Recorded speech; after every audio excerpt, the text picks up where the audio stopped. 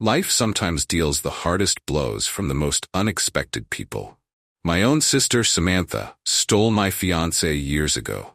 Now, 15 years later, that same sister, whose marriage is falling apart, is trying to introduce me to her husband.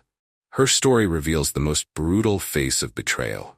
This story shows just how fragile family ties can be and how shocking the truth can become. I remember the moment I was cheated on, but it didn't end there. That was only the beginning. It was 15 years ago when I thought everything in my life was going well. I had always been careful in my relationships, but there were some things I couldn't foresee. My name is Olivia Parker. I'm 41 years old, and I work as a successful doctor. I have a good life, but the wounds of the past still bleed somewhere inside me. Samantha, my sister, she's 6 years younger than me and was always the family's favorite. Since she was a child, she had a way of attracting everyone's attention, especially men's. After all, she was a beautiful woman, and she loved flaunting that in front of everyone. Samantha and I never had a close sisterly bond. She was always the flashy, popular one, while I preferred a quiet, simple life, focusing on my studies. Over time, these differences created a distance between us. Her sarcastic remarks, especially the degrading comments about my appearance, hurt me more and more each day, but I tried to ignore Samantha's behavior because I was confident in myself. Adding her intrusion into my relationship with Daniel on top of all this made everything even more complicated. I met Daniel during my first year at university. I was a first-year medical student, and Daniel was a young, successful doctor rising in his field. Not only was he admired for his professional success, but his charisma also drew attention. He was teaching at the medical school, particularly catching the interest of female students, but his interest in me was different, and I trusted him. We had a 4-year relationship, and he eventually proposed to me. It was one of the happiest moments of my life. We got engaged, and I was deeply devoted to him. My family was also thrilled, especially my mother, who was so happy to learn that I was finally in a serious relationship. However, Samantha, as usual, did everything she could to overshadow this joy. It all started that unforgettable New Year's Eve, when my mother invited Daniel to our family's New Year's dinner to introduce him.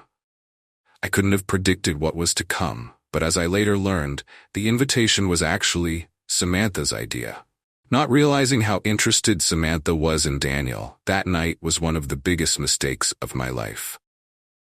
When Daniel and I arrived at the family home, Samantha greeted us at the door. I sensed something odd but didn't dwell on it. Normally, Samantha preferred to spend New Year's with her friends. Spending time with family wasn't her style. As soon as we walked in, she turned to Daniel, batted her eyes, and with a slight smile on her lips said, "I thought you were rich, but you're also handsome." I sensed there was something behind those words, but I tried to brush it off as a joke.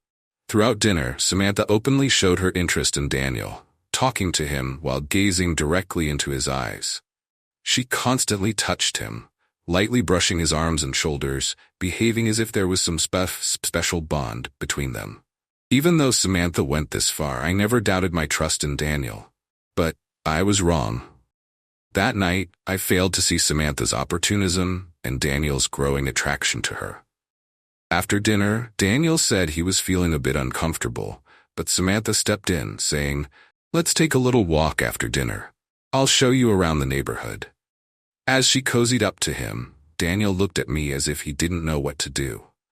I was surprised when he accepted the offer. Still, I wanted to believe Samantha saw it as just a fun, light gesture.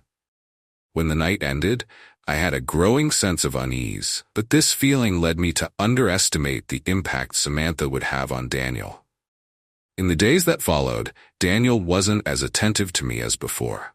He stopped texting me and constantly postponed our plans.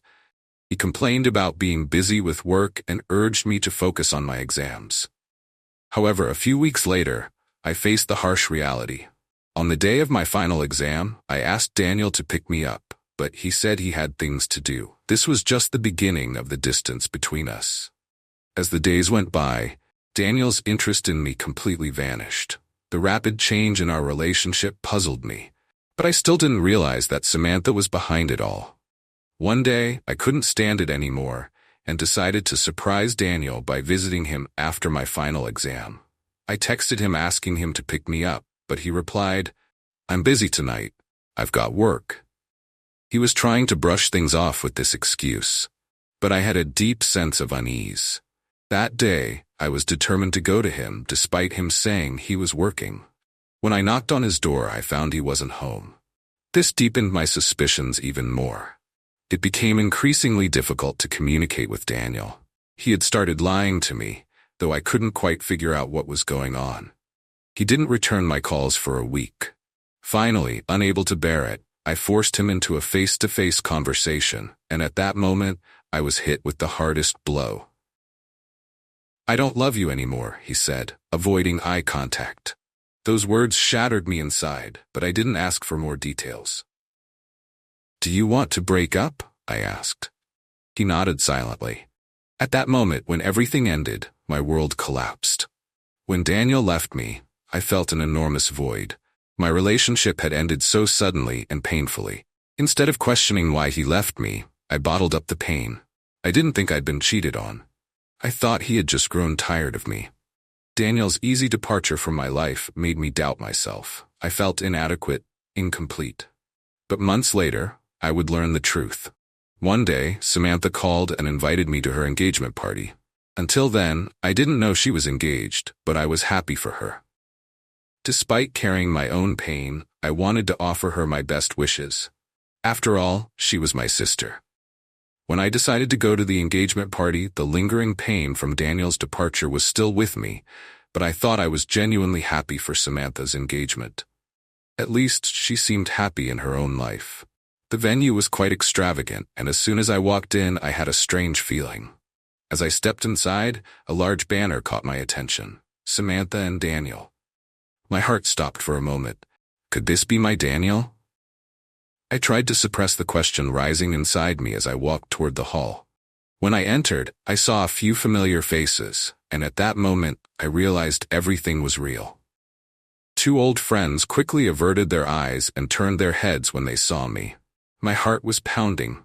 I never expected things to turn out this way. I started looking for Samantha with my eyes, and finally I saw them, Samantha and Daniel, sitting together, holding hands.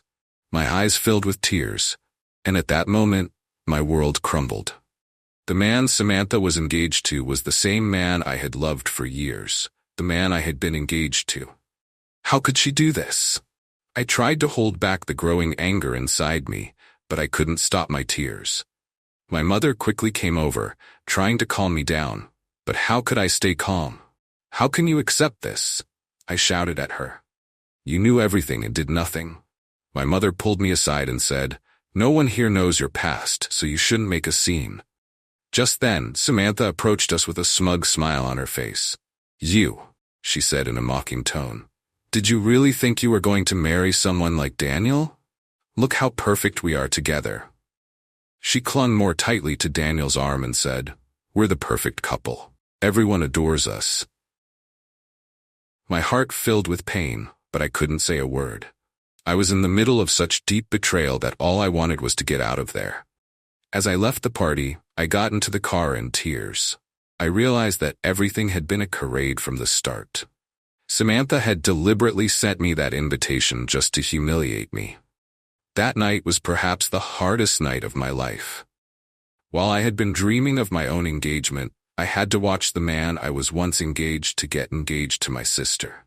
But over time, I accepted the situation and cut ties with both of them, focusing on my own life.